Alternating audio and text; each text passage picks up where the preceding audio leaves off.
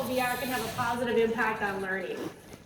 And we've been extremely fortunate to work with truly cutting-edge teams who are developing new immersive experiences and exploring how these experiences can transform the classroom. We're honored to have several of these education pioneers here with us today to share their work. And whether you're already using VR in the classroom or just thinking about maybe trying it, I hope today you'll be inspired by just the variety of different things this group of people has tried and learned from, and I hope you can take away today. My name is Cindy Ball. I lead the Oculus education programs at Facebook. So I'd like to introduce our speakers today. First, we have Dr. Renata Fruchter. Renata is the founding director of the ProjectBased Learning Lab in the Civil and Environmental Engineering Department at Stanford University. Renata will share her experience with VR and her extremely unique and innovative global teamwork course that she teaches with university partners worldwide. Welcome, Renata. Next we have, he's the real deal. Next we have Dan Roy. Dan is a research scientist and lead game designer at MIT Education Arcade. Dan and his team have developed a collaborative VR game for learning about human cell biology by diagnosing genetic diseases. Welcome, Dan. And next is Laura McGinty. Laura is a biology teacher at Ballard High School at Seattle Public Schools. She has 6 years of teaching experience in both middle and high schools. She works closely with her colleagues to support and engage students in new, effective ways of learning. And Laura has added VR to her classroom for the very first time last year. And so she has a lot of things to share with us. Welcome, Laura. And our final panelist is Hassan Karoni. He manages Facebook's EdMod Labs unit, which is committed to modernizing educational experiences. And we'll learn more what that means. He's been co-designing with communities and applying new opportunities to the spaces of education and technology. And Hassan and his team have implemented VR pilots and programs in collaboration with many different schools, educators, and learners over the past 3 years. So welcome all of you.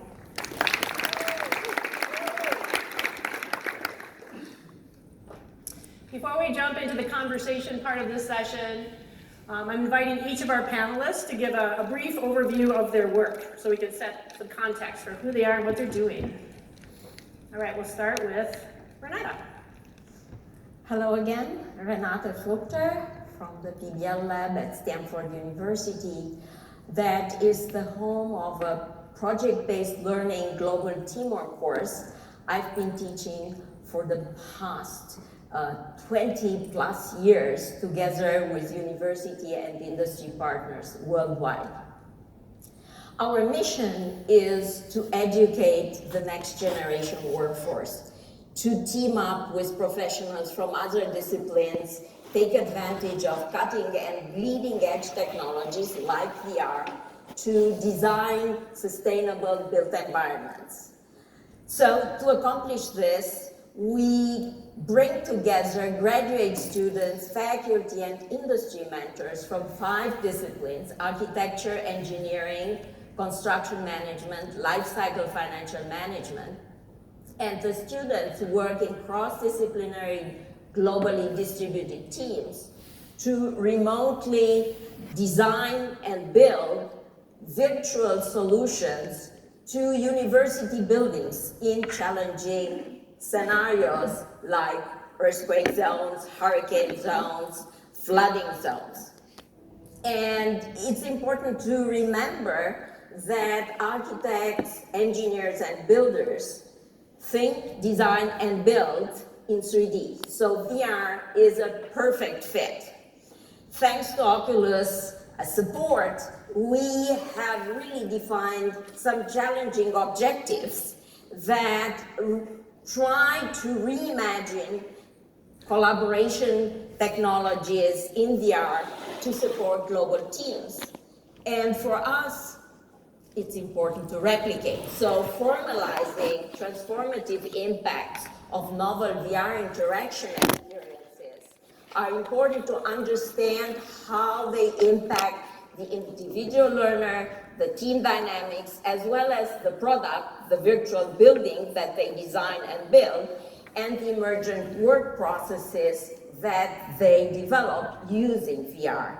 So here is a very quick example of deep learning and inquiry as VR allows them to ask questions and explore solutions together as they co-create, looking at scenarios that are impossible, they are hazardous, they are costly in the real world, but in the virtual world, they can solve situations like you see here, construction site logistics, identifying bottlenecks that impact all disciplines. So lots of findings and exciting results that VR facilitated. Thank you, Renata. Dan. Hi, I'm Dan Roy. I'm a research scientist and lead game designer with the MIT Education Arcade. And Renata was talking about collaboration. That's a perfect segue into collaborative learning in VR, which is a project that we're doing to teach high school cell biology in a new way, in an immersive way.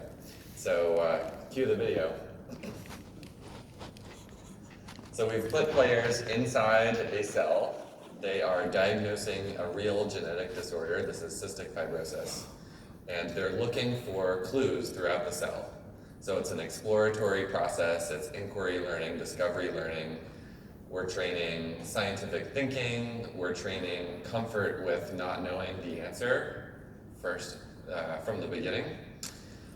And then what you're seeing here is a single player lead into the collaborative aspect. As I mentioned, we have two players working together, cross-platform, in and out of VR.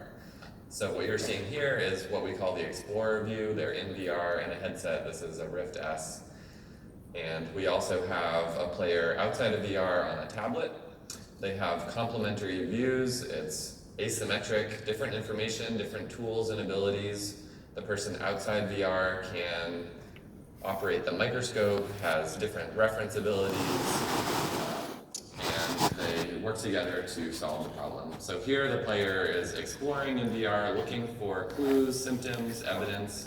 They can click on something, take a sample, and then they move on to diagnosis, where they look at their evidence inventory, say, here's what I collected and what it means. So here we are taking a sample.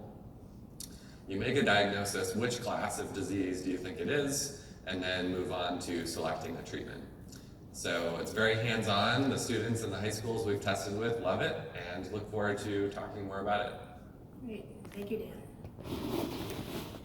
Okay, next Laura. Hi, my name is Laura McGinty, and as an educator, I'm boots on the ground education, right? I teach freshman biology right now, and I want that. My job is to provide engaging content that is accessible for all of my students, every student that walks through my door.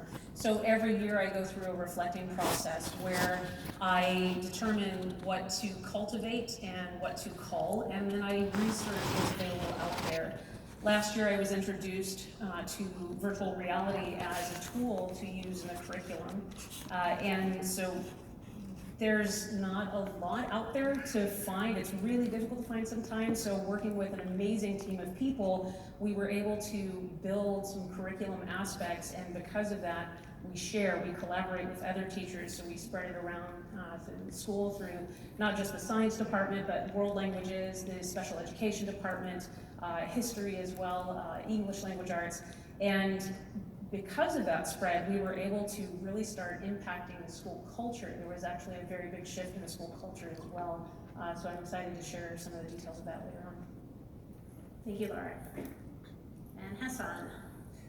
Thank you. The work that I'll be sharing today is rooted in the work of a team named EdMod Labs that I manage at Facebook as part of the larger education modernization team. And I actually wanted to start by just recognizing my teammates. You see them on the slide here really quickly. Our work wouldn't be possible without them, so that's Ashna Mago, Jay Bornstein, Scotty Wang, Sonia Chaudhry, Lydia Evans. we'll get into the points later today about how really doing anything with VR in education takes a village.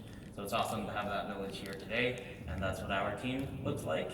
And the work that we're sharing is rooted in our commitment to developing products and programs that we believe can modernize the educational experience and also unlock new opportunities for students and educators. And as part of that, we're very committed to VR, and we've been working in the space for a few years now, specifically focused on the questions that you see on the screen, and trying to work with educational communities to understand the potential that they see for those questions. We got started on the first question about 3 years ago. We partnered with the Arkansas Department of Education to roll out Oculus Rifts and related VR programming across around 250 high schools in the state. And as the space evolved, we wanted to expand on that and also get new perspectives. So we expanded our Arkansas partnership and also started working with teachers across California and Washington. So in 2018, we worked more with these teachers and around 600 students to collect their input on the Oculus Go, your VR, different experiences and the potential that they saw for those. So we've moved past the second question, but we're also still eager to learn more in that area as we move into the third space. And if you're a developer interested in VR experiences and getting more of your work into the classroom, I would love to talk with you after, because I think we have some great opportunities and partnerships for that. But overall, I'm really excited about the group that we have here today and eager to see where the conversation takes us. Great, thank you, Hassan.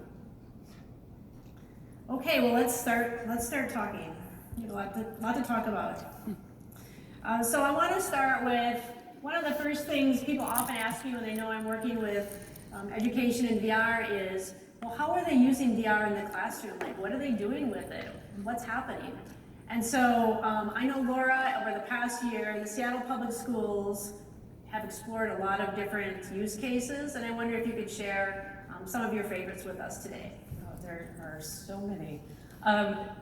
The first one that comes to mind was not actually the very first one, which was a really amazing moment. That was the moment where we're like, this is going to be big. But it was actually the moment where I saw a child, a student, a 15-year-old, change his mind about climate change. Not that it wasn't real, he knew that it was something that it's a thing, but he pulled the headset off from the experience, and the first thing he said was like, I had no idea. Those poor penguins. So we created, in that moment, we created a connection via empathy, right? So through climate change, he understood the science, his test scores showed that he got the concepts down just fine, but what was really exciting, what was really powerful, was the connection, the personal, emotional connection to the science that we were looking at in the classroom. The biggest question in high school, why does this matter? And so that was one of them. And then the opportunity to be able to share these things with other content areas outside of science. The world language has just blown my mind in what they've been able to do, taking entire classes to Spain or to go visit the dumps in Guatemala as a part of a cultural experience, to talk with each other, to experience traveling while Black in the English language department. Special education has done some, the word is beautiful. I mean, just some beautiful things in the special education department that has allowed students who have social and emotional learning disabilities to be able to have a moment in VR and be able to contain themselves and regain composure and then get back to class. And they found that students have actually been able to get back to class sooner and more often with the use of VR than there ever has been in the past, to name a few. Great, thank you. A lot of great stories there. Talk to Laura later. Great stories. Hassan, you've also spent a lot of time in classrooms, so what are some of the use cases that you've seen that have been most impactful? Yeah, well, the ones that I would want to highlight, and really thinking about the educator and also the developer perspective, is that the most impactful ones have been the ones that are highly interactive. So if there are experiences where people can jump in And it's not just passive, it's more visual, or it's more interactive, and you can actually play with the environment, influence your surroundings. Those are very critical, and just the engagement goes through the roof with those, as opposed to more passive experiences. Students might try them once or twice, and then it tapers off. So I think there's a huge opportunity there to just focus on more interactive experiences, and also anything that's asymmetric, where students in the headset can be interacting with students outside of the headset. A lot of teachers have brought that up, and students even see the potential for that. But I think there's a dearth of experiences currently that support that type of interaction. Thank you. Renata, your class has really, you had a chance to talk about it a bit at the intro, but VR has really made some major transformations in your class. And I wonder if you can just tell us the story of what happened this year. Well, a bit of statistics. We successfully deployed VR in 12 university partners worldwide. Everyone was in VR together with me as a mentor and many other coaches. We had 34 students coming from the 5 disciplines, representing 15 nationalities, engaging in global teamwork to virtually design and build university buildings, and interacting in the process with more than 60 industry and faculty mentors who were also geographically distributed. Some big aha moments were to see VR really transform cross-disciplinary empathy, going back to Laura's point about empathy in this case, really building an awareness, appreciation, and understanding of different disciplines' perspectives, objectives, constraints, because we were not just present, there was not just a presence, but we were present, that helped really build common ground. We all saw the issue. It also bridged culture, because many didn't have English as a first language, and it's very hard to communicate your design intents, your mental model, when you don't have the language and fluency.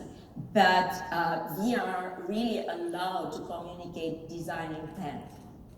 It also transformed the mindset in the sense of embedding VR in their daily work practice and transforming their team process, not only as a team, but also as subgroups, exploring alternatives, 10x exploration, asking questions at a level of complexity that they were not able to explore before VR, to model, simulate, and experience their virtual designs.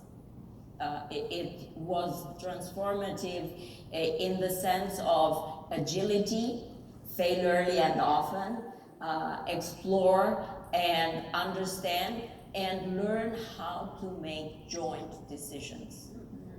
Yeah, I think one of the things that has struck me about your project was how it has transformed the collaboration of these global teams who are distributed across time zones, and yet they come together. The work that happens in this class is truly mind-blowing. Professional projects all the way, and I have trouble imagining how you do that with a professional consulting group that's in the same office, and yet her class does that distributed around the world. It's truly impressive. If I may bring up another very interesting question that is also relevant to my colleagues, is who designs the experiences for whom? And on one hand, we see developers, game developers, trainers, who really are able to articulate the objective of the learning and training in VR to augment the experience. On the other hand, what we saw in this global teamwork class is the students themselves, the teams, were the actual creators, And because they were exploring so many alternatives, surprise was always there because their design solutions that they were bringing into VR to troubleshoot and brainstorm and co-create solutions were constantly evolving. So you were always on your toes to see what comes next. And this interplay between who designs for whom is very important to keep in mind. And I'm sure that you have some very interesting insights. I sure do, depending on whether Cindy asked me that question.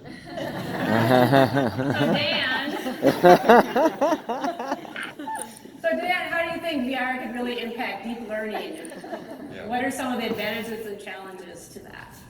So I'll talk about that on two levels. The first relates to Renata's point about who's designing for whom.